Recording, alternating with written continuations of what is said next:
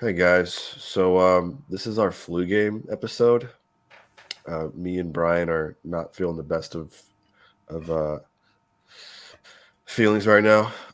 So in order for us to cheer each other up, let's watch something that I think would really kickstart this podcast.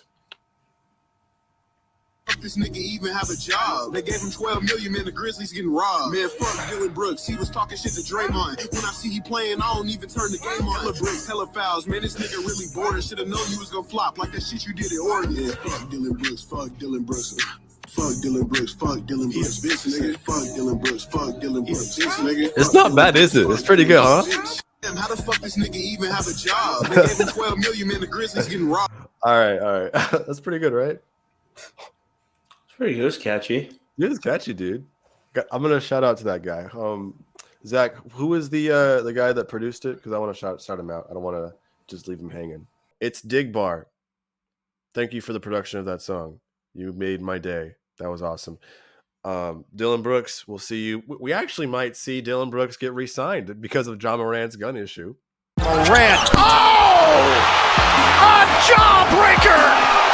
Goes by Bull. Drops the sledgehammer! Good bucket. Kobe Bryant on a rack attack! A piece of it. Wade. Wade going right.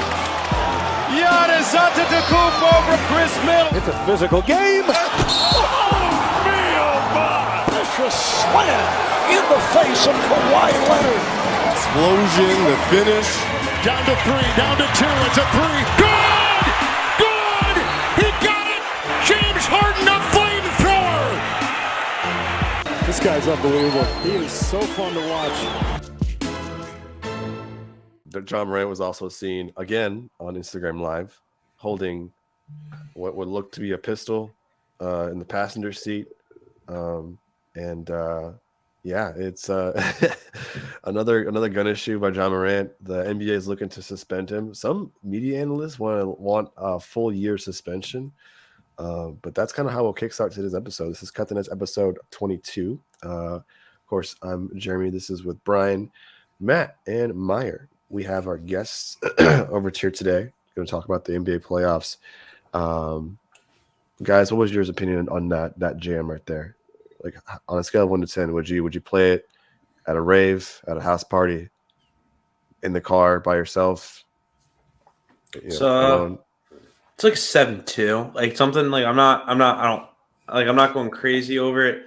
Be definitely something to show my friends that are basketball fans, but I wouldn't go bumping it, getting ready for a party or just in my I don't know. It wasn't bad. It was actually pretty funny. It was more funny than like good. That makes sense. Like it was a comical song. It's like a Lil Dicky song. Like you don't love him because he's great. You love him because he's funny.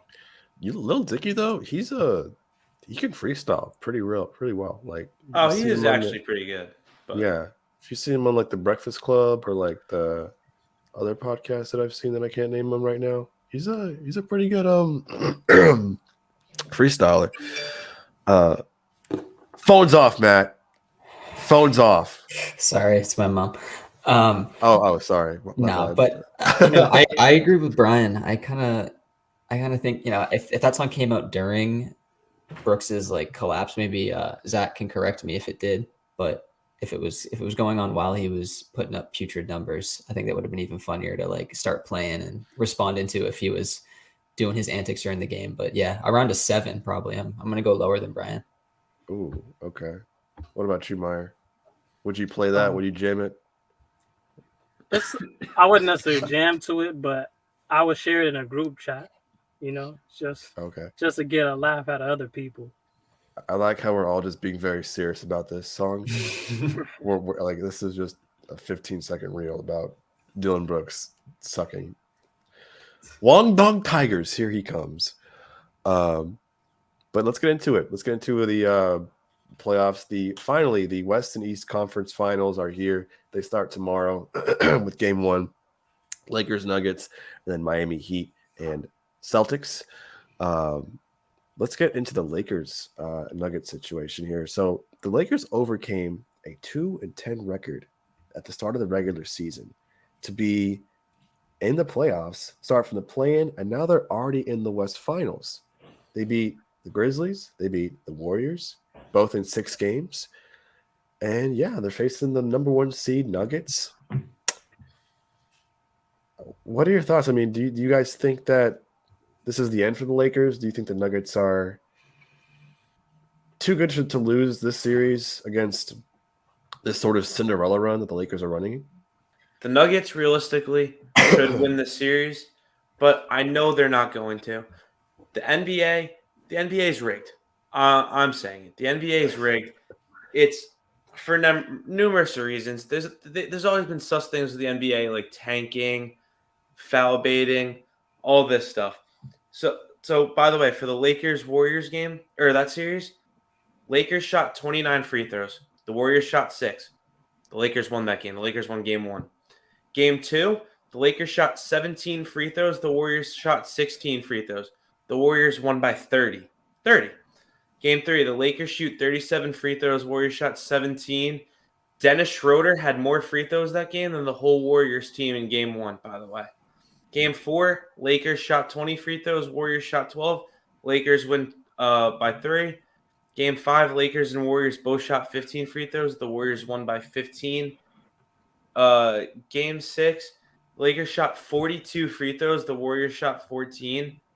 I just don't get how all those foul calls were just like that much of a difference.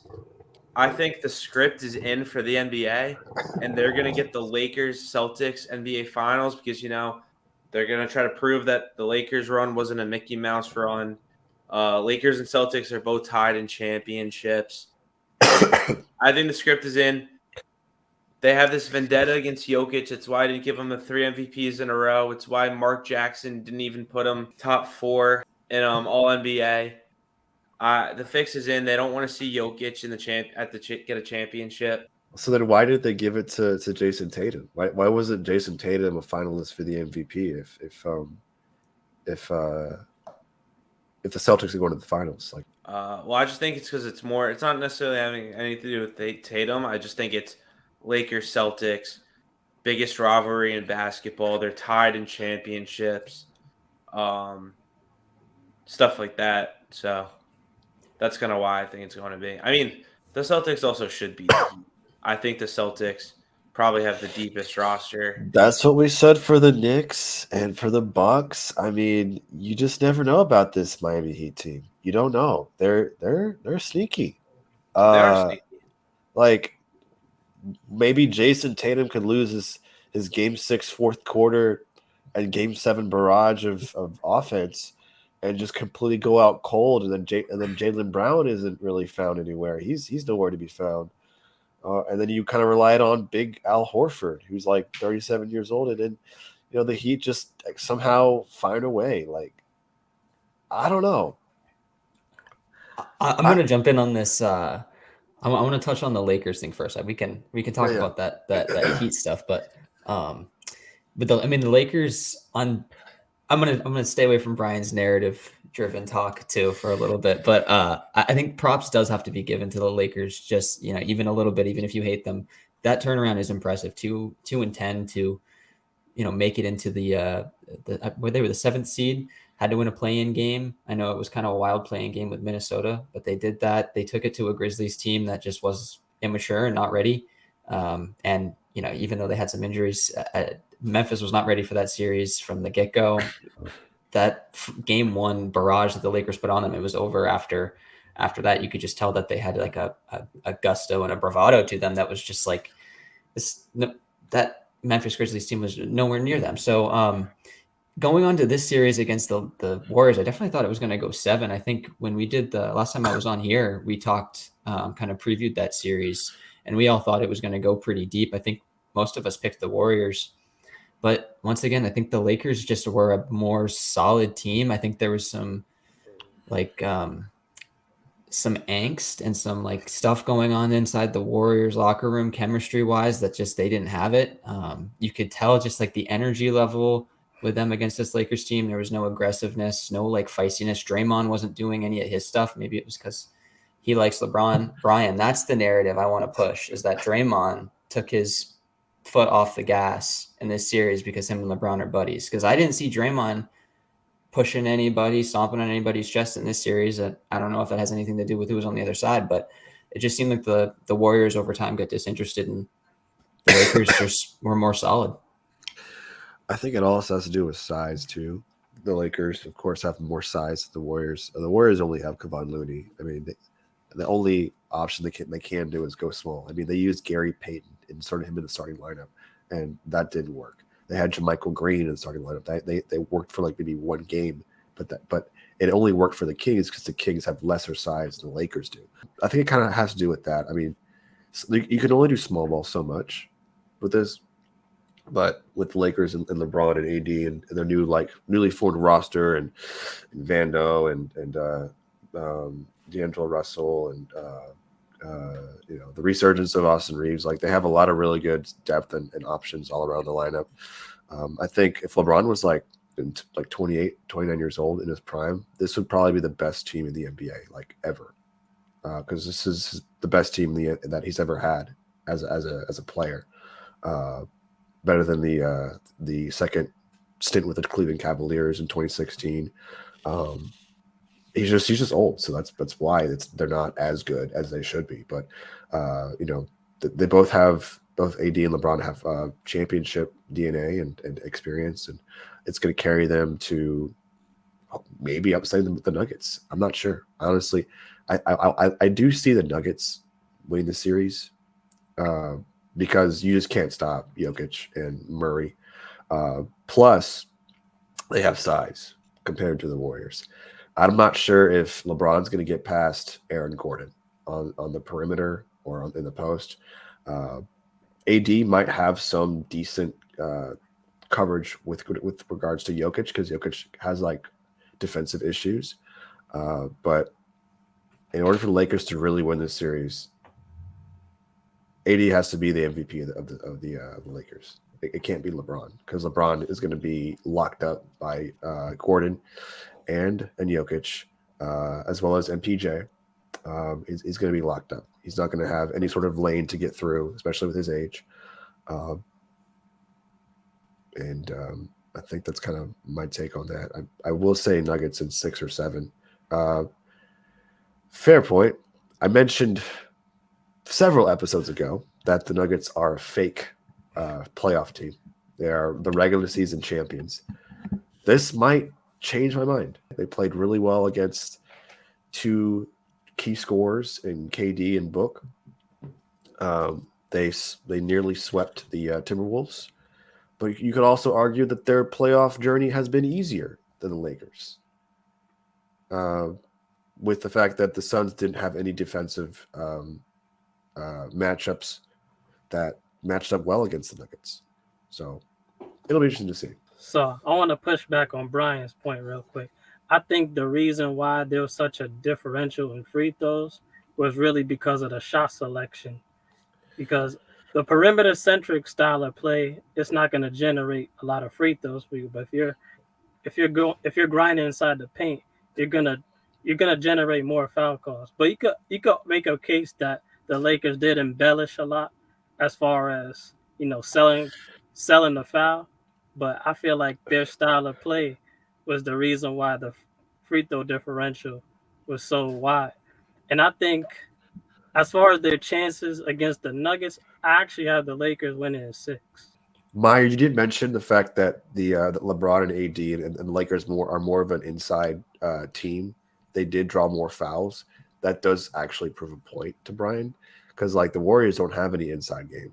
They don't, besides Kevon Looney. And other than that, they're all around the perimeter trying to shoot threes. I mean, they shot an average of like either 40 to 50 threes, threes a game. So, yeah, and not to cut you off, Jeremy, but to add into that, the guys who on the Warriors who do end up getting fouls or getting to the line, like Wiggins when he crashes the offensive boards, a lot of times he'll get an and one, stuff like that, or Curry has a good driving game, but it just seemed like they were all focused mostly on the perimeter, all their shots at Poole.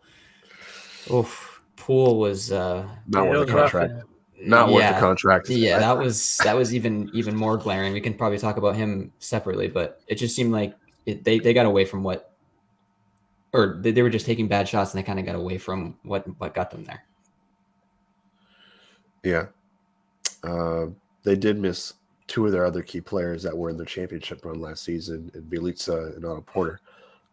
Both really good 3-point shooters, and they had size too. Jeremy, can I add something real quick? Yeah, go ahead. I feel like the Lakers made the most important adjustment of the series when they added Schroeder to the starting lineup to go quick for quick, because that's how the Lakers they lost game 5 because they weren't necessarily expecting the Gary Payton adjustment to be as impactful. So once they saw the impact of that, then they had to speed up their pace, and the results showed in game 6. Yeah, no, I do agree with that. For me, I don't necessarily think the Warriors dynasty is over. It's starting to unravel a little bit. Looking at contracts right here, I mean, Curry's going to make $51 million next year. Clay's making $43 million. Wiggins is actually making not as much, 24, and Draymond's going to up to $27 million. So you got those 4 key players, along with Jordan Poole at the very bottom, making $28 million for when his extension hits. This is kind of where the Warriors need to take a hard, long look at Jordan Poole's contract and realize this could really help us get more assets if we trade for him, if we trade him, because his performances in the last couple of years for playoffs, that performance against the Memphis Grizzlies last year pretty much sealed the deal for that contract extension, as well as a couple of key performances during the finals. It's a very difficult decision to consider trading Poole. I can definitely see that. He definitely has that sort of streakiness where he's like sometimes a discount Steph Curry, where he just shoots threes to the parking lot. He's just got that heat check during a certain point in the game. But other than that, like his stats, he's a volume shooter. His stats, 20 points per game, maybe like 40% from the field, and in the lower 30s from deep. It's not going to get the job done if you're making $140 million for 4 years. I just don't really see that. I mean, Clay, given his performance in the playoffs, his career after the ACL and Achilles tear has had much more of an impact than Jordan Poole, and I can see why Clay. Yeah, they signed him that contract before he got that Achilles tear and an ACL tear, but I still think it's legitimate at his age. But for Jordan Poole, he needs to do better. He needs to have better shot selection. Quit just chucking the ball from deep every single time. That's a player I should probably take a long look at to possibly come up with a trade package in order to maybe keep this Warriors dynasty alive. So, like everybody else said, I don't believe the Golden State Warriors dynasty is over, but they do have some big decisions to make, like you mentioned. But I also believe this is a cautionary tale to not always go for the sexy pick, but go for the safe pick as far as the 2021 draft is concerned, and also the 2020 draft. I was one of those people that had Chris Duarte and Davion Mitchell going there because I thought they were more mature players than guys like Moses Moody or Jonathan Kuminga. And I think for this year, they should look at a guy like Chris Murray, who could play a similar role to Nemanja Bjelica last year, who was a part of that championship run. Damn. Yeah, that's actually go ahead. Yeah, one of the big guys they missed right after Kuminga was picked was Franz Wagner, and Wagner being on the Warriors. I mean, everything's hindsight 2020. No one, for sure. Yeah, no one knows it. Who knew if he was going to be good back then? But the player he's developed into now, that's a guy that, and that Warriors team could just be just another guy that they can throw out there and give you 25, 30 minutes a game and be a contributor. It's just, like he said, it's those cautionary tales of, sometimes making that sexy pick over the safe, what you've already built, putting that into your system. maybe the Warriors could convince the Magic organization to think, oh, Jordan Poole would be a great addition with Paolo Banchero. Just give us Franz Wagner and maybe Jonathan Isaac off your bench, and we'll call it a day. You know. My only thing about the Magic is that they have so many guards on their team that they got to figure out who's their future one and who's their future two. Zach, no, we're not going to trade anybody from the Rockets to get Jordan Poole. It's not going to happen. It is not going to happen. Absolutely not. Jordan Poole is not a Rockets legend. Not a future either. Never. Absolutely not. I think he's more of an irrational confidence guy than a future star in my eyes. I think he's J.R. Smith. Yeah, exactly. He's J.R. Smith, dude. Or Jordan Clarkson, I feel like would be a better comparison. Jordan Clarkson, he won the sixth man, right? Yeah, he won six man 2 years ago. Yeah. But I just mean as far as being that tweener guard between 1 and 2 that could get hot at any given moment, but you kind of don't know what you're going to get from. Yeah, but he's kind of more consistent than Poole, I feel. Yeah. Let's go to Brian's team. Sorry, Brian, but the Knicks are out. Knicks versus Heat. They were out in 6 games. For my opinion, just to be brief, this is not over for the Knicks. They will be back in the playoffs. They just need to make a very crucial decision, especially with Julius Randle. What's your take on Julius Randle, Brian, right now? Uh-oh. They're out. He's gonna stretch a little bit. Julius Randle. I really like Julius Randle, obviously, because I think of what he can do on the court, but it's more because I'm not the biggest Obi Toppin fan. But I think Randle has to get traded. He doesn't fit the Knicks narrative. I think he completely disappeared in the playoff series. He just had no motivation. Cody Zeller was kind of just toying with him. And he just lacked that motivation, that it factor. And then you can't have someone be that reliable on the team like that. And then the thing is like when he's on the court, you know, he can either go off for like 30, or he can put up a dud and put 8. I just don't like that inconsistency factor. I think you try to trade him. You also have pending free agents Emmanuel Quickly and Josh Hart, who I both want re-signed. Trade Julius Randle. Now, I don't know what direction they're going to go because I don't think the Knicks should make their splash right now. I think they should do it like not this coming off season, but the next one. In all honesty, the Knicks just need shooting, and I was looking at the free agents, and they don't even need to go crazy and like get like a Chris Middleton, who's probably the best, like one of the better shooting free agents this coming summer. I think the perfect guy the Knicks could get is Seth Curry. That's a guy that I really love. I think that creates so much spacing and shooting that the Knicks desperately needed. Also provides some good perimeter defense, which the Knicks got exploited for. There's been rumors about trading for Cat to pair with Mitchell Robinson. I think that's the exact same thing that happened with the Timberwolves when they tried to pair Gobert and Cat. I don't really like that idea. They're trading. There also been talks about Bradley Beal. Don't love that contract. I don't really think he makes the Knicks that much better either.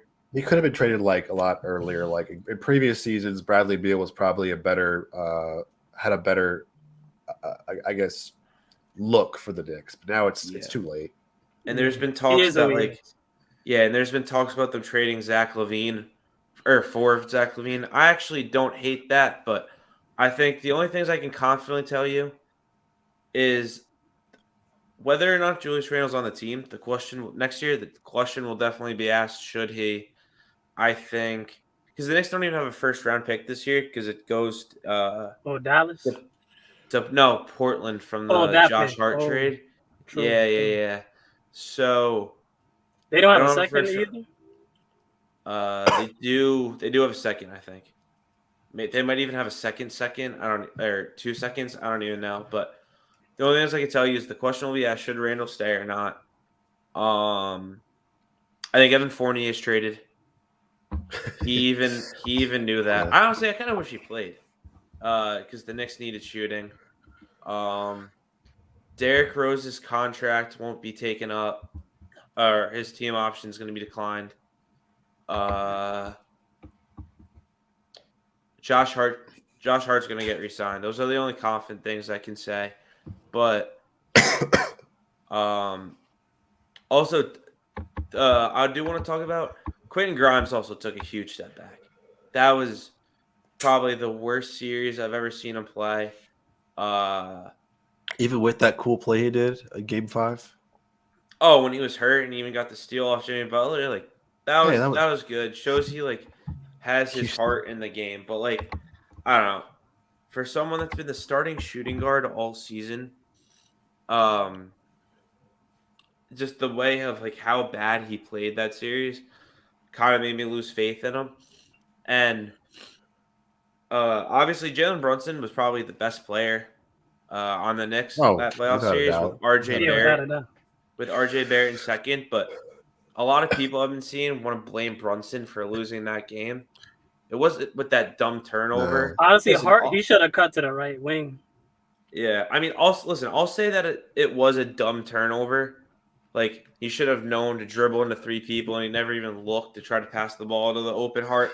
But that's not what lost them the game. It's the fact that Mitchell Robinson, who's supposed to be this great defender and best offensive lineman or best offensive rebounder, wow, best offensive rebounder in the league, got picked apart by Bam Adebayo. Isaiah Hartenstein wasn't getting as much minutes as he should. And then I don't want to make the excuse about Emmanuel quickly not being in there because I think that was a key loss. But then again, the Heat didn't have Tyler Hero either, and Tyler Hero is definitely more of a game changer than Emmanuel quickly is. But on the bright side, the only positives about this were, like Jeremy said, the Knicks will be back next year. I think they desperately need to upgrade their shooting. That's why I really want Seth Curry. I think you could even start him and put Quentin Grimes to the bench. RJ Barrett looked like the RJ Barrett that was taken third overall, the one that was given $104 million. And Jalen Brunson proved that he can be that guy and be a playoff hero for New York. So, as bad as I am, even though I did expect the Knicks to lose based off the way Game 1 went, they're still my team. I'm going to ride with them. I'm confident in them. So, yeah. Yeah, it's actually, even though they didn't end up the way that you would hope, Brian, they made the playoffs for the first time in 10 years, advancing to the second round. Like, I don't really count 2021, to be honest with you. I don't, since they lost in 5 games in embarrassing fashion, which made Trae Young be like the villain of New York. But that was the first sign of me saying, "Oh yeah, Julius Randle is not really ready for prime time, like at all with the Knicks." And then this season kind of proved more of my point. The Knicks they're in good shape. They just need to make some crucial decisions this offseason. I like the fact that they should definitely re-sign Josh Hart. Maybe quickly, maybe not. He has like those streaky games where he goes off for 30, 40 points, and maybe should have been 6th man of the year. But I feel like that sort of chip on his shoulder will increase his production next year. I think that the fact that he didn't get 6th man, or the fact that he wasn't really performing well in the playoffs in some games there and some games here, he'll definitely increase his production and do better next year. Jalen Brunson is probably the hero of this team. I mean, I don't really care about the turnover. He was 14 for 22 from the field. Like he had nearly half of the Knicks points with like 41, I believe. Yeah, and I mean, like, also credit to the Miami Heat, more specifically Eric Spoelstra. I mean, it's safe to say he is one of the better coaches in the league and could even be like a top 15 coach of all time. Like, he's a very great coach.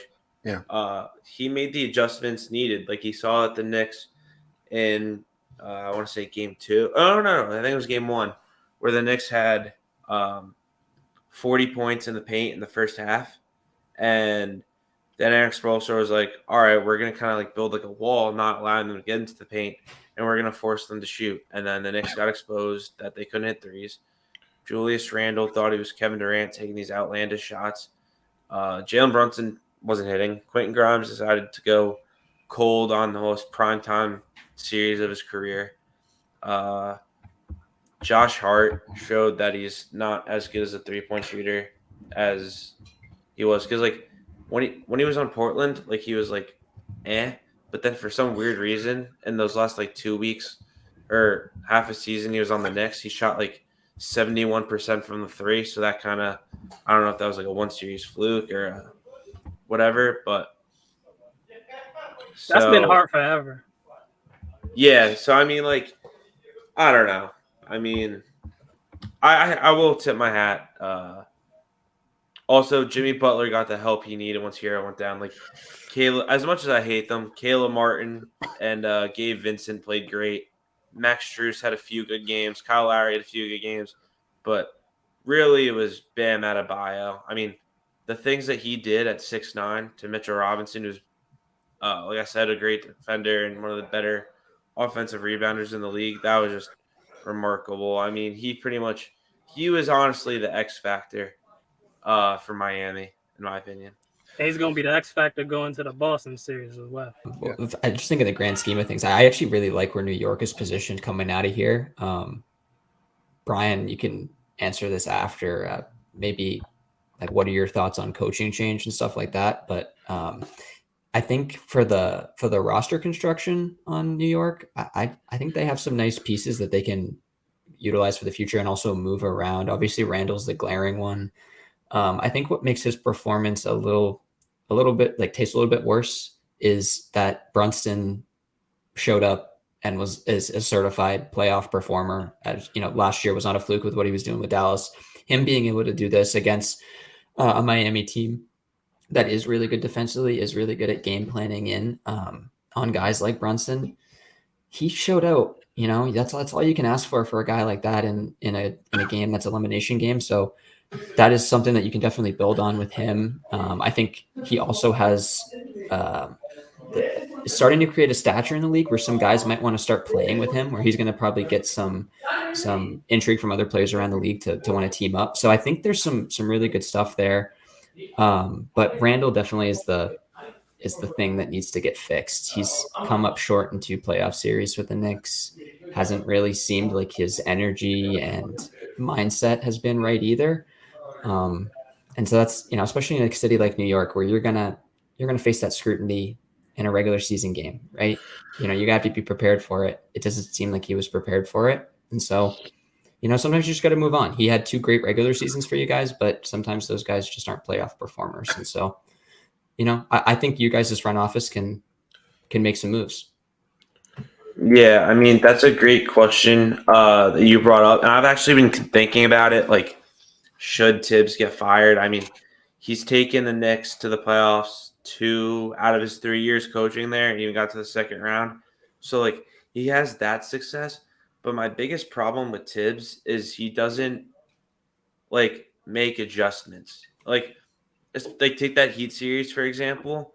Like, he kind of panicked, and I wrote an article about it. He kind of panicked and, like, hit the panic button and was like, anything's off the table. Like, Derrick Rose might play. Evan Fournier might play. I actually wanted Fournier to play because I think the Knicks' biggest weakness was shooting, and I think Fournier could have helped out in that aspect. But Jeremy, we also talked about in episode 21, made a great point. Like, if Derrick Rose played, that's waving the white flag. Like, a 36-year-old point guard should not be getting those minutes. He's 36? Let me fact check that. He's like 33. Anyways, yeah, to your point, I get you. He's 34. His knees are 48. Yeah, it's 34, but he's a 48. So, I mean, he's 34, so, like, I don't really see the direction of him playing. So that's kind of waving the white flag. And, like, we saw Spoelstra, obviously, granted, he's one of the best coaches I said, but he made the adjustments. Are you going to dick ride him more? right. So, okay, fine. Spoelstra made the adjustments. Tibbs didn't. And then there was even that report that came out that, like, almost half the league said they don't want to play for Tom Thibodeau. So that's kind of something I wish they investigated more when they did those unanimous voting. That's kind of something I wish, like, because, like, players have also publicly blasted the Knicks. Like, Cam Reddish was like, I think it was Cam Reddish that was like, oh, if Tibbs doesn't like you, like, you're not playing. Like, he can get in your head, like, stuff like that. So that's just something else to wonder. And, like, I don't really think, like, Tibbs can produce, like, I don't know. I just don't think he's a championship caliber, like, winning coach. I never wanted Tibbs in the first place. I wanted Kenny Atkinson to be the Knicks coach because I think he's perfect of how he handles rebuilding teams like the Knicks have been. Like, I mean, it wasn't his fault, but, like, he set up Brooklyn to get Kevin Durant, Kyrie, and James Harden, get them out of that whole mess that they were trying to fix when they got Kevin Garnett, Paul Pierce, and Ray Allen. Yeah, and Ray Allen, Kevin Garnett, Paul Pierce, Ray Allen. So, like, Gerald Wallace too. Jared so, Williams, like, all that stuff. Yeah. But he was after though. Yeah. Yeah, so, like, I think Kenny Atkinson did a great job fixing Brooklyn, and now he's the assistant with the Warriors, and he's getting the head coaching interviews that he deserves. That's who I want. I want Kenny Atkinson. I was even saying when Monty Williams got fired, I was like, please fire Tibbs and get Monty Williams, like, right now.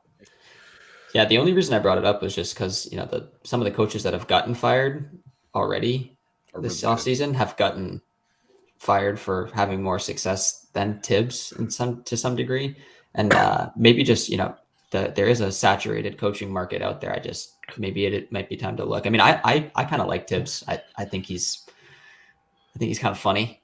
I guess that's why I like him. But I think I just like when he yells ice, ice. I just think it's great. But he, you know, he does, I think, have a way of running his players sort of sour on him. So, but yeah, I just think of him as he'll always be remembered as the Derrick Rose career ender. So, yeah, tragic. Or the guy who brings his friends with him, like Taj Gibson, Joakim Noah. Yep. Facts. Luol Deng. Oh, dang. Oh, boy. So the Heat are going to face the Celtics. Matt Strout's Celtics. Look, like I said before, I don't know what's going to happen with this Heat team. I feel like that on paper, their run should be over. The Celtics have star power. They have depth. They have a 6th man of the year. They have 2 All-Stars in Tatum and Brown. They have Robert Williams. Al Horford's a good veteran who can body Embiid for some reason. They should beat this Heat team. They should. There's no reason they should. Or they shouldn't. There's no reason. Like, the only player that I think that could outlast him is Bam Adebayo and Jimmy Butler. But other than that, like, on paper, this should be a 5-game series. Trust me, Jeremy, as somebody who's rooted for the Celtics for a while, this prospect has come up over the last 24 hours of starting to realize that I will be playing, like I'm on the team. What am I talking about? We will be playing the Heat. I said we again. They will be playing the Heat. It's okay. AP style. Yeah, right. So they will be playing the Heat. And on paper, like you said, it should be the Celtics series. But I don't believe, I have a little pit in my stomach being, you know, this Heat team, I think they just know a lot of the Celtics tendencies. And that is something that above all else, sometimes if you know stuff like that, if you know how to, you know, where Tatum's going to bring the ball through and have it get knocked out of his hand and stuff like that, that's the type of stuff that the Celtics have had a hard time dealing with this Heat team. I do think they're going to win, probably in 7, but it's going to be another dragged out series. This Heat team are zombies. They extend everything. It's probably going to be another classic, but I'm not ready for it. See, the Celtics beat the Heat last season. They did. It went on to the finals. Actually, matter of fact, the harder series was against the Bucks. Jimmy Butler had that. That's right. Yeah, that's right. But it felt like the Bucks series was a lot harder for them. And for the most part, without Tyler Hero, it's kind of more or less the same team, if you will, with the Heat. The Celtics have got new pieces in Brogdon, Derek White, some good bench pieces, but I don't know. It's on paper, like I said, on paper. But championships aren't won on paper. Celtics and 5 on paper. Because you have that Butler game where he just goes off, and that's when the Heat maybe take one, but ideally you see the Celtics beat the Heat in about 5 or 6 games. So I honestly don't know. I like Brian's take on this one. As a Celtics hater, what is your I do hate the Celtics. The Celtics are my least favorite team just because they ruined my first ever basketball game. I also hate the Celtics. Yeah, you're both from New York. Shit. Yeah. So, like, from an unbiased standpoint, what is this? What is the series going to end up as? It's going 7. It's going 7. Celtics and Heat, though. I actually think it's going to be a repeat of the bubble. I think it's going to be Heat and 7. Heat and 7. Okay. I got Celtics and 6. I could see all of that. I could see every variation. This series is going to be weird. I think one thing that could hurt the Heat is last year they had they were pretty effective. I mean, Tatum and Brown had a good series last year, if I remember correctly, but Jimmy Butler made it hard for them at times. I mean, not Jimmy Butler, sorry, PJ Tucker made it very hard for them at times. He's no longer on their team, and I just think if there's going to be one glaring weakness on the Heat that could really hurt them is they don't have a lot of wing defenders. I mean, they're inserting Duncan Robinson into the lineup again. I don't know how he's going to hold up against Tatum and Brown, Strus and Vincent if they have to get switched on them. I just don't know how much their wing defenders can hold up against Tatum and Brown. But with the Celtics, it's stuff like turnovers, it's stuff like offensive rebounds, and Bam is going to make it really hard on our bigs. Even even as good as Horford was in that last series, Bam's a different animal than Joel Embiid. I think he's a lot more athletic, a lot more active. No offense to Embiid. I think he's just like a lot more harder to box out, harder to find off a screen, harder to just guard in general. He doesn't flop. That's what he doesn't do. Embiid flops a lot more than Bam. You can say it. And I think I have something to add. I think going to Matt's point about Boston's turnovers, I think that's where the Heat zone is going to come in to play in this series as well. And I think another weakness that they do have, the Miami Heat, is that they tend to go on scoring droughts as well. So you got to be on the lookout for that as well. That's the season to capitalize. So, all right. We can go back to speaking of the Celtics, they beat the Sixers in 7 games. They came back down 3-2.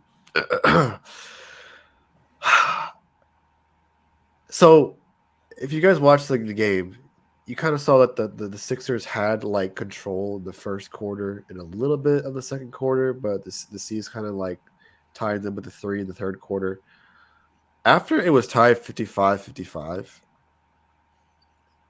the Celtics just went on this run, this unbelievable run that, to my knowledge, I don't know why Doc Rivers didn't call a timeout until like they were down by 15. Typical Doc Rivers. Like he kept seeing Jason Tatum score 3 after 3, or Malcolm Brogdon getting involved, Grant Williams just driving to the paint, undersized Grant Williams.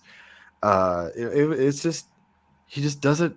Like Doc Rivers just failed to understand, hey, the Celtics have all this momentum right now. Okay, it's carried from the fourth quarter rampage that Jason Tatum had in the previous game. Your 2 stars in Harden and the MVP aren't performing well. You guys got to call a timeout. Try and change the momentum.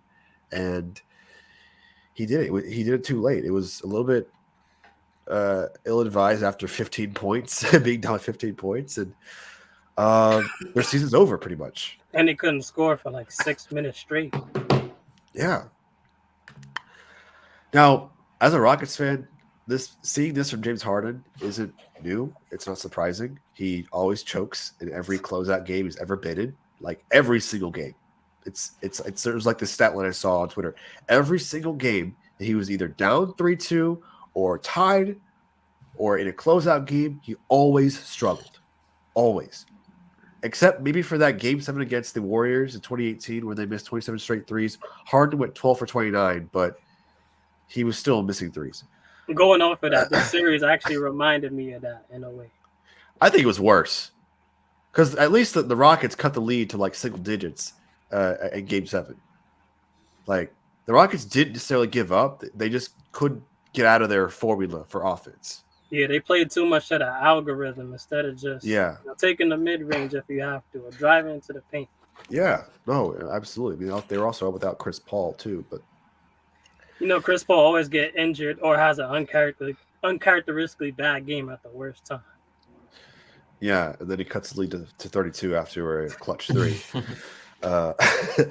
But say what you want about maybe Harden going to the Rockets. Is this the end of the line for Doc Rivers as a coach or as a coach of the Sixers? I would just say in Philly, not necessarily as a coach in the NBA.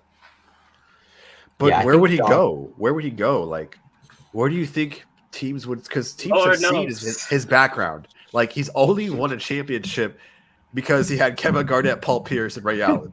Lord knows where he's gonna go. He failed with Lob City. Like, I don't really count his time with the Magic because that was during his first couple of years as a coach.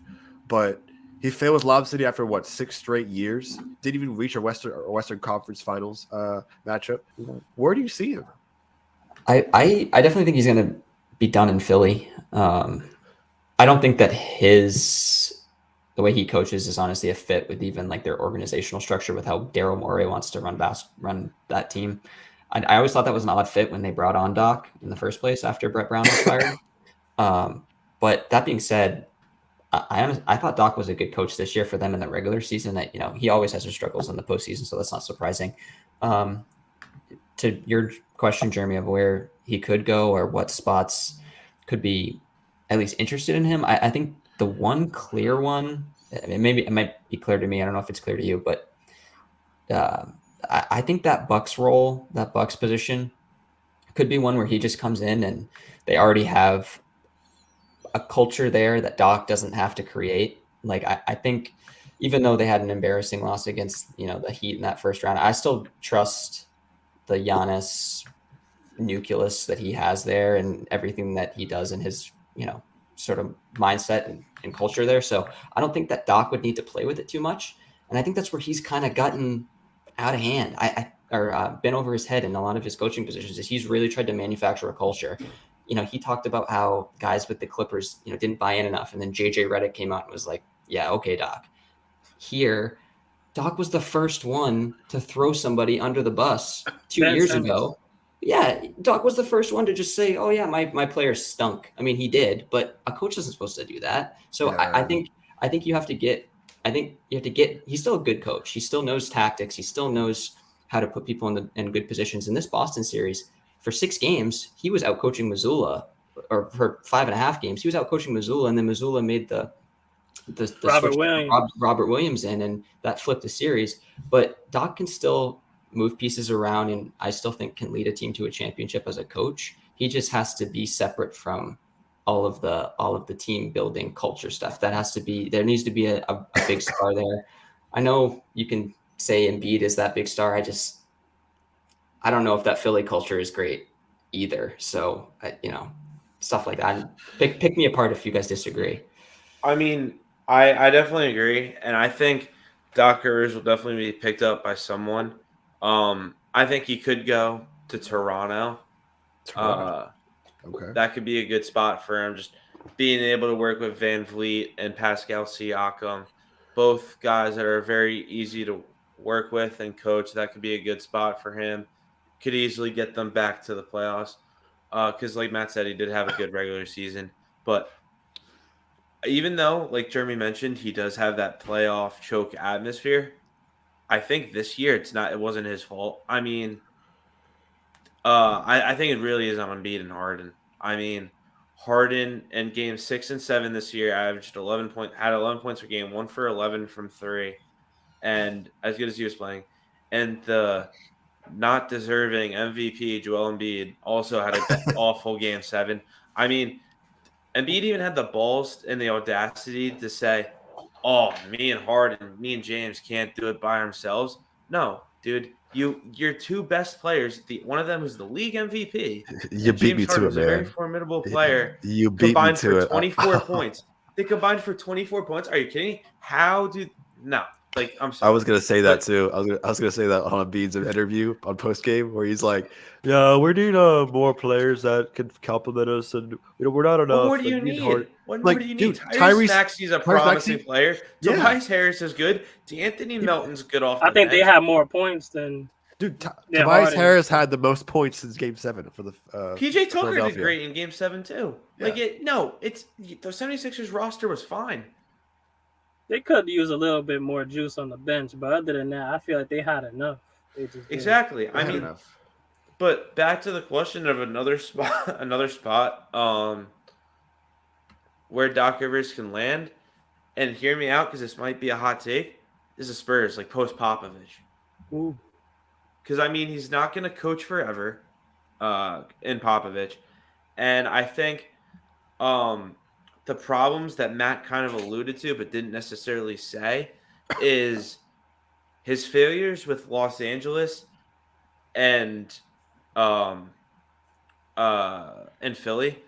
Some of the things they have in common is that they both had he coached star players, like elite star players, and they're in big markets. And I think the Spurs would be the perfect situation for him because there's no pressure in that big time market. And Yeah, I but think Doc is that not going to want to go to a team that's rebuilding. He doesn't want to go to a team that has to he prefers to start compete. over. Yeah, no. I think he would take like any offer because I mean, outside. At First this of all, point, outside yeah. the Bucks and the Suns, there's no other head coaching position where you could just go in and inherit a championship caliber roster. I think Toronto's a good option. Toronto still has that playoff mentality, even though they were to the ninth seed. This but year. like my also thing is like, yeah, you're probably right. Like obviously Doc Rivers has coached championship caliber teams. Why would he want to go to San Antonio? I think teams are gonna look at it who's not a championship caliber team. I think teams are kind of looking like, dude, you've had so many great opportunities to coach a championship team and you fail to deliver, you get to the conference finals. So I think teams are gonna look at that. Like, yes, he's a good coach, and I think he would do great in Milwaukee in the regular season. And I think the same thing, he would do the same thing in Phoenix. But you know what? That's cute and all, but you got to deliver when it matters. And that's just something he hasn't done. And each year it's looking at a different excuse. So I think the Spurs, even if it's like a short term, like 1 year deal or whatever, it's not necessarily the Spurs, but like some like small market, not really fighting for anything team like that, or even like a Toronto. If he could just find the success there, like I feel like he has more to prove, and he has to kind of work his way back up to the totem pole. I don't know. It's been like 20 something years for his coaching career. Was there back in Orlando when he was coaching T-Mac and an injured Grant Hill? There was a player, I forgot his name, who was really good on the Magic, but they didn't give him enough and traded him away. He was really good from deep. I think he also played on the Grizzlies. Was it Mike Miller? Yeah. Did he play for Orlando? Was it Mike Miller? I want to say it was Miller. No, was it Mike Miller? It was a player. I know it was a player that was a really good 3-point shooter on those like early 2000s Magic teams. See now James Hart. Sorry to cut you off, Jeremy, but James Hart just said he won't play for Doc Rivers again. He just said that. It's breaking. He just said that. Oh my! Breaking? God. What? Yeah, ESPN's Ramona Shelburne reports rumor that it would be hard to quote. It would be hard to see James play for Rivers again in Philly. Oh, that's just media saying this. But I kind of believe it, honestly. I mean, he didn't really. Well, he did say he was okay. Like, yeah, Doc he was Rivers like, and I "Our are relationship okay. was okay." Yeah. He's okay. Yeah. And there is a lot of talk that he'll be going to Houston. Even though he had a shitty performance, as he always does in the playoffs, he will carry the Rockets back to relevancy if he signs with the Rockets. I'm just saying. Well, actually, Jeremy, I got a question for you. So, I swear, I feel like the last 6 episodes you've been fighting Jason or Jaylen Brown or James Harden come into Houston. I don't think Jaylen Brown's going to Houston. Yeah, he got that. He got the All NBA. He got the All NBA nod. Yeah, so his contract is. Yeah, he will at least sign that. He will at least sign that deal with the Celtics. He could always ask for a trade, but I don't think Houston's going to do a sign and trade with that. Yeah. Like, there's no way. Like, I don't think Houston's going to go for that. Reunite with Udoka, gets to run his team. Well, yeah, but I'm just saying, I don't think the Rockets, with the star power they have, potential star power they have, I don't think signing Jaylen Brown to a Supermax contract is the right move. I think a trade, yeah. If Jaylen Brown didn't make an All NBA team, then it would be perfect. But since he did, he's going to want the Supermax. Well, this might derail us, but Brian just popped this really just bad thought in my head. What is? Yes, James? That's 2000. Yes, Mike Miller was drafted in the Magic by. Doc just kept him off the bench. Come on, dude. Doc was so Mike Miller had so much potential, right? But Doc just kept him on the bench to give enough minutes, and Mike Miller did not enjoy that. There was a lot of reports that Mike Miller did not like Doc Rivers' coaching because he wouldn't give enough minutes. So he goes to the Grizzlies, right? And he goes off. Yeah, he went off. Yeah, I think he went 6 man. Yeah, he went 6 man. Grizzlies, yeah. And Tracy McGrady and Mike Miller were really good teammates and good friends, and I think they made the first round and they lost. Yeah, they lost 3-2. They lost a 3-2 lead. Yeah, but that was their first time in the playoffs since the Penny Hardaway Shaq era. Yeah, and that was with Mike Miller. Yeah. Then Mike Miller gets a lower. He gets a reduced role later on, and he doesn't like that. And then they trade him away, and then the Magic just have T-Mac pretty much, and an injured Grant Hill. Yeah, I mean that's always been the case with Doc. I feel like he's always been reluctant to play young players. From my just the Celtics knowledge I have, he was reluctant to play Rondo when we drafted Rondo. It was really like pulling teeth to get him in there. And then they had Shai Gilgeous-Alexander on the Clippers, and it was really hard for Shai Gilgeous-Alexander to get minutes on that team until the end of the season. Now he goes off, and now he's like all NBA first team. Well, OKC. And the Clippers just traded him away. Like Doc was like fine with Shai Gilgeous-Alexander just going away, and now look at Shai. He's first team All NBA. It's crazy. This is why I don't think Doc's a great coach. I think he's a good coach, but I just don't think based on his pedigree and his one lone success with a team that was assembled in his way because he likes veteran players, all-star appearances, and playoff experience. Of course, they got old, so that's why they didn't really make much noise. And they only made they lost against the Lakers in 2010, and then they got too old and couldn't stand with them all. LeBron James, Dwayne Wade, Heat. Mm-hmm. So I think he really just sticks on veteran players too much and doesn't utilize the potential that these young players on his team can utilize. It'll be interesting what team actually signs him and where he will accept if he gets fired, which is likely. Yeah. Brian also mentioned something that I think we might have to just touch on really quick is, are we letting him beat off the hook at all? Like a little too much? Or is this one of those, like, every star will have something like this that they have to get over? Yes, 100%. He definitely has some blame, totally. I mean, compared to what Tatum did, it makes it look worse. But you definitely got to hold and be accountable. Yeah. Definitely, yeah. Yeah, because I mean, like, my whole thing is like, not to get all like business and analytical here, but like when they drafted Embiid, and it was kind of like with those injury concerns and all this whole trust the process, it's kind of like a return on investment. Like, he's 29, has the injury history, and like when like I feel like we've had for years, like for years, when is it going to be his time to shine? Like, I thought it was going to be the year when they went against the Raptors and Kawhi hit that crazy shot. Like, I thought that was the Sixers' year. I thought the Sixers had a good chance this year. So I mean, he's 29. So when is it really going to be his opportunity? Like, big stars, especially when you win the MVP, can't combined for 24 points and had 15 points shooting 5 for 18 from the field and 0 for 4 from 3. Like, I mean, it's one game on one series, but It's a crucial game.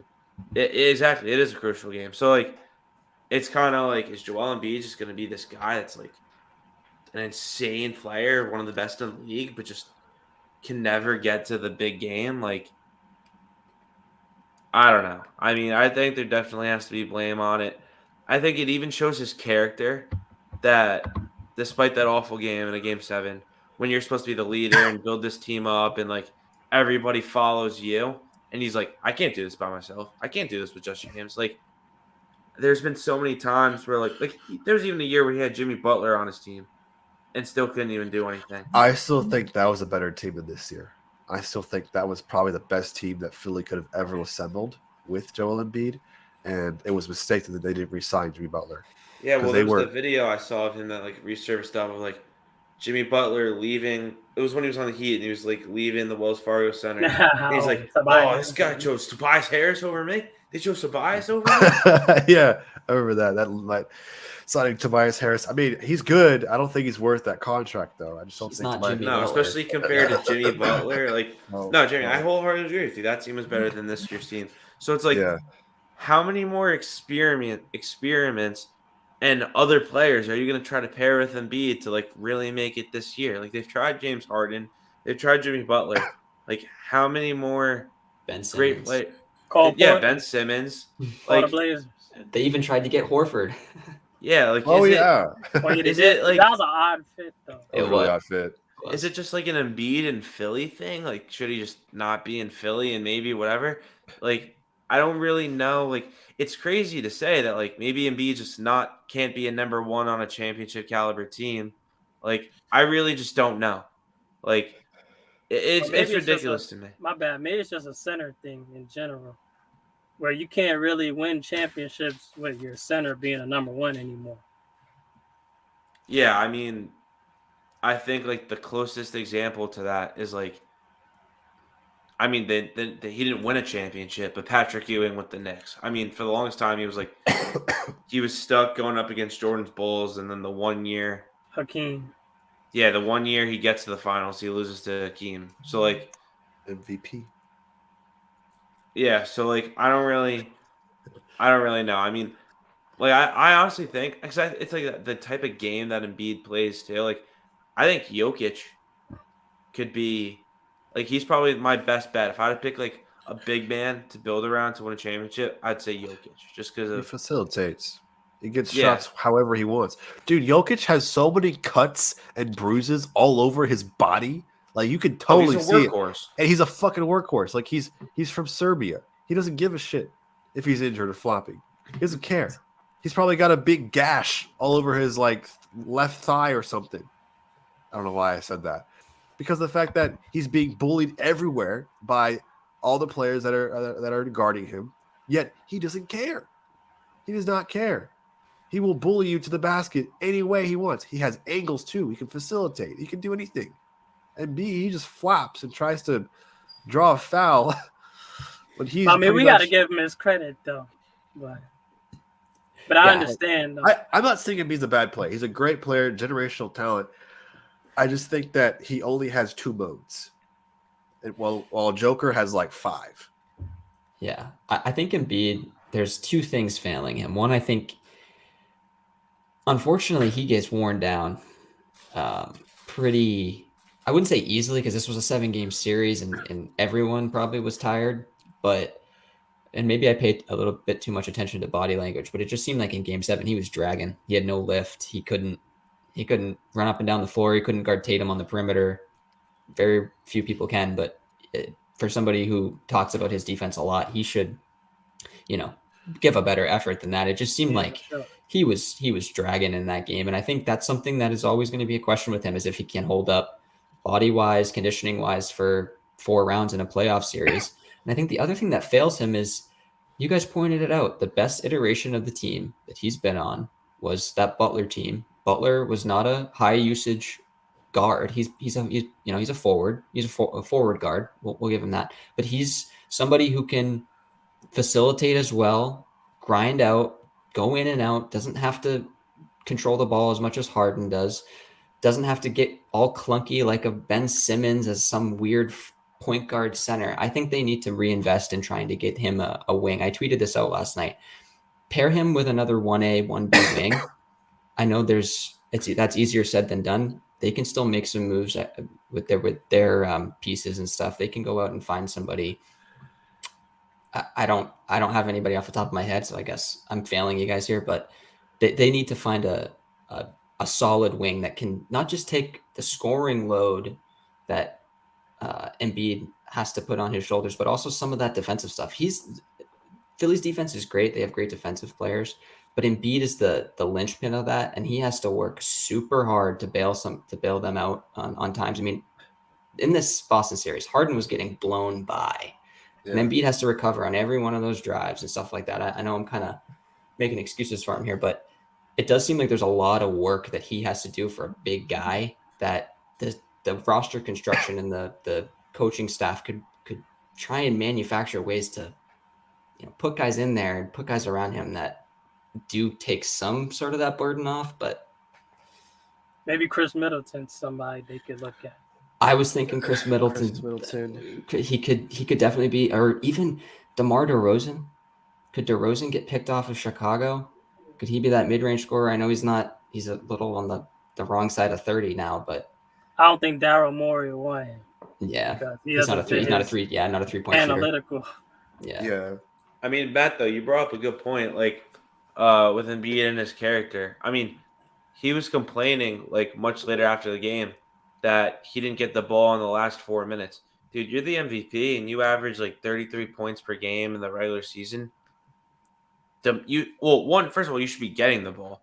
But two, if you're not demanding it, like those last 4 minutes of the game, like yeah, he was quiet. It didn't seem like he wanted it. That's all effort, personal effort like for him. Yeah, it's effort and it's like a character and immaturity thing. Like he just looked like a bigger, more well-known Julius Randle to me in terms of effort and just like wanting to be there. Like, I don't know. Yeah. I think Embiid needs to get somebody with the likes of two-way potential, like a prime Kawhi or prime Paul George. It's kind of like he basically had that with Butler, and that's what I'm saying. Like, get somebody like Butler. So, that type of player would definitely be able to play well alongside Embiid. Somebody who can sort of facilitate, who can create his own shot, is a 3-point shooter who can check that off Daryl Morey's list of analytics. Or you know what they could also do? What? Since Matt was also bringing up that Embiid is like doesn't have the right shape and stamina and effort, they can use someone that plays the game very slowly. Julius Randle will take like Tyrese Maxey in at first. I don't like that move for them. Brian just wants to get rid of Julius Randle. Yeah, he's trying to find anybody. Him and his make out with his wife after Game 6 losing can go to Philly. I don't feel like that was that bad of a thing. To be honest with you, I think the media definitely put its own twist on it. Like, I don't think it's that big of a deal, but it did piss me off. Like, you just get cooked and basically play the worst years of your life. Yeah, I want to go kiss my wife. It's no big deal. I would say I would have liked to have seen Mikal Bridges on the 76ers. Mikal Bridges. That's actually a good. They picked him. That's crazy that they just got rid of him. Considering his growth on the Nets, I think that's actually a really good option. But hey, that's a 2K my GM type of strategy there to get him because he's staying on the Nets for the foreseeable future. Sure. Another guy that I would like on the Knicks is Cam Johnson. That's not a bad move, actually. Not a bad move either. Yeah. I think he's just a restricted free agent. Restricted. Okay. Gotcha, the Nets probably going to match then. There's some interesting stuff that could happen with some restricted free agents. So some guys could get like Reeves is restricted, and I think the most the Lakers can fit on their cap is $56 million in total for him. Some team could just go baller and say Austin Reeves 4 for 90. Let's go. And they probably gonna lose Lonnie Walker. So that being said, thank you guys so much for watching Cut the Nets episode 22. If you enjoyed this, please give us a like and subscribe. Meyer, Matt, thanks for joining us. Yeah, let's sign us out, Zach. Let's go. 12 million, man. The Grizzlies getting robbed. Man, fuck Dylan Brooks. All right. When I see you playing, I don't even turn the game on. Thanks so much for watching. Fuck Dylan Brooks. Have a good time in China. Fuck Dylan Brooks. I don't think he's that bad.